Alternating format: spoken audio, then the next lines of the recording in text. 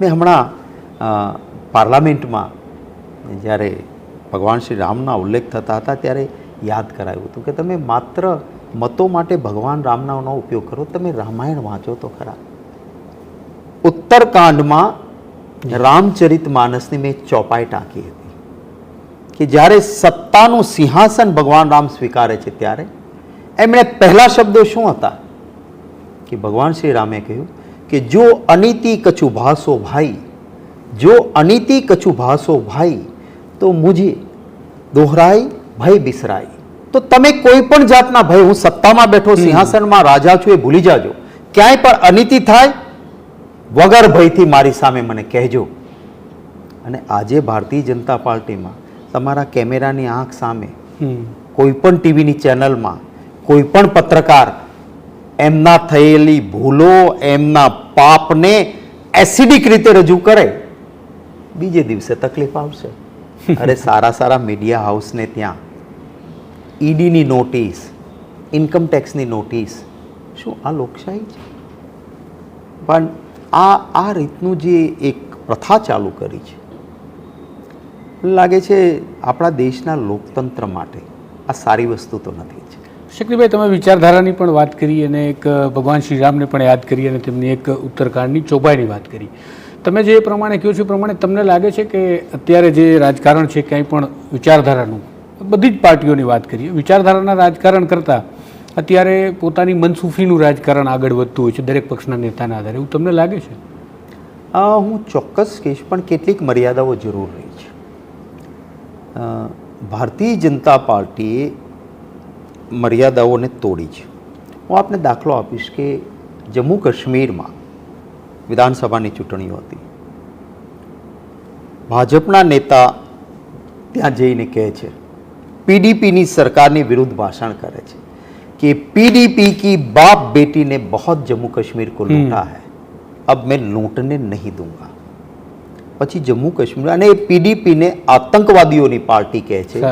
આતંકવાદ, અલગાવવાદ જો કોઈ પેદા કર્યો તો આ પીડીપીએ કર્યો છે. અને એ જ વિધાનસભાની ચૂંટણી પછી જે બાપ બેટીનું કહેતા હોય છે, એમાં પહેલા બાપ સાથે પછી દીકરી સાથે ત્યાં સરકાર બનાવે છે અને સરકાર ભાજપ ચલાવે છે. આટલી બધી કટુતા કે આટલું બધું સમાધાન વિચારધારા સાથે તમે મારે ત્યાં રહેલા નેતાને જે ગઈકાલ સુધી વિચારધારા તમારી છે એને ગાળો આપે છે, તમને એ નંદા ગાંડા સાથે સરખાવે છે, તો સત્તાની ભૂખ એવી તો કેવી છે કે તમારે એના ખેસ પહેરાવી, એને ટિકિટ આપી, મંત્રી બનાવીને.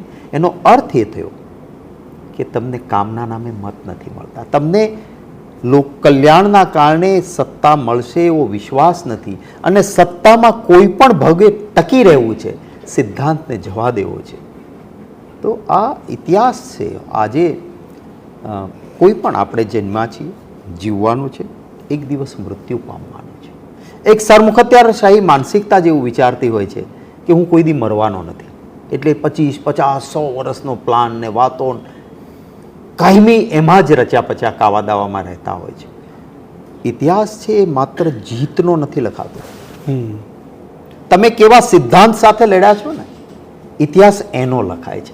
મહારાણા પ્રતાપ લડાઈ લડે અને હારી જાય, પણ એમ છતાં સુવર્ણ અક્ષરે ઇતિહાસ મહારાણાનો લડાય, કારણ કે એ મર્દાનગીથી સિદ્ધાંત માટે લડે છે. એટલે આજે જે ભારતીય જનતા પાર્ટી કરી રહી છે, ભલે સત્તા એમના પાસે છે, પણ દેશનો કે ગુજરાતનો જે ગૌરવવંતો ઇતિહાસના પાનાઓ લખાશે એમાં ગૌરવવંતી ઘટનાઓ તરીકે આ ઘટનાઓને નહીં લખાય.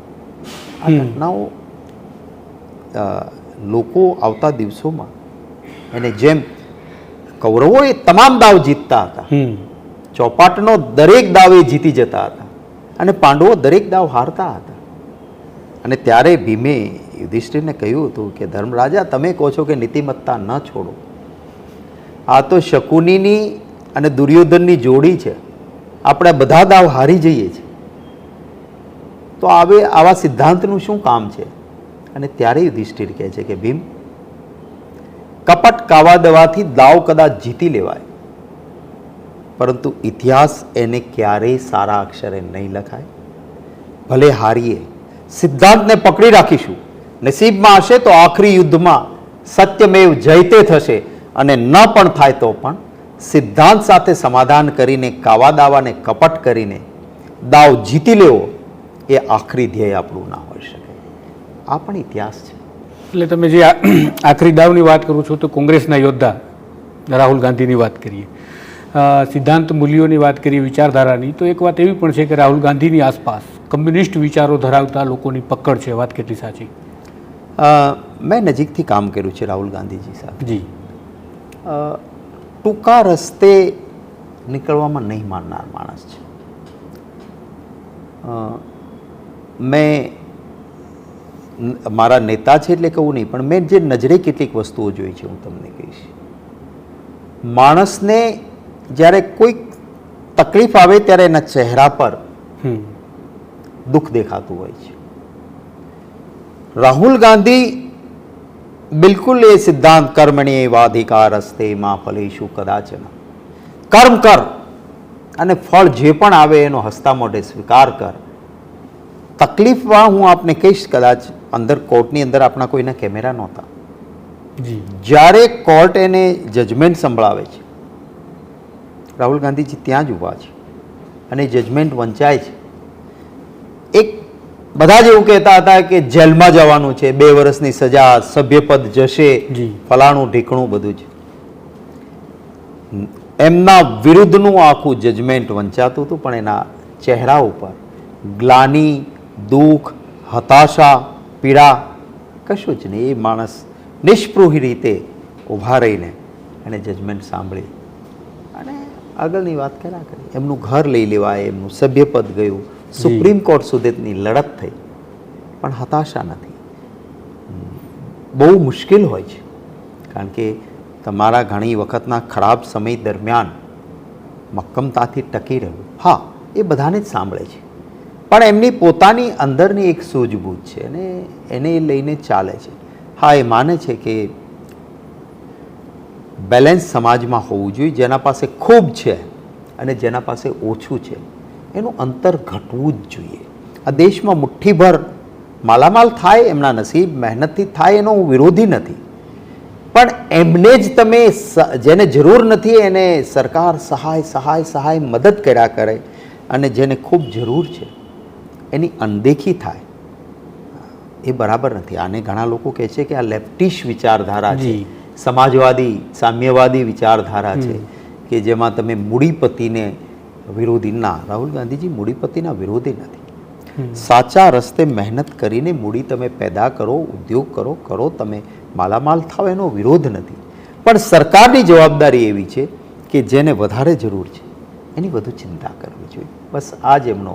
એટલે જ કદાચ એમણે એવું કહ્યું પણ છે કે જો કોંગ્રેસની સરકાર બનશે તો એક આર્થિક સર્વે થશે, જેથી આજે અસંતુલન બન્યું છે સમાજની અંદર, આર્થિક અસંતુલન, તેને દૂર કરી શકાય.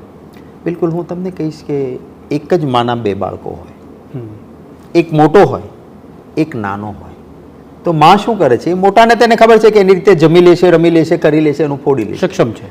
પણ નાનો બાળક છે એને ખોળામાં બેસાડી અને એને ચમચીથી જમાડશે, કારણ કે જોવે છે કે આના પાસે પહેલાંના પ્રમાણમાં ઓછી ક્ષમતા છે, તો એને વધારે મારી હૂંફની જરૂર છે.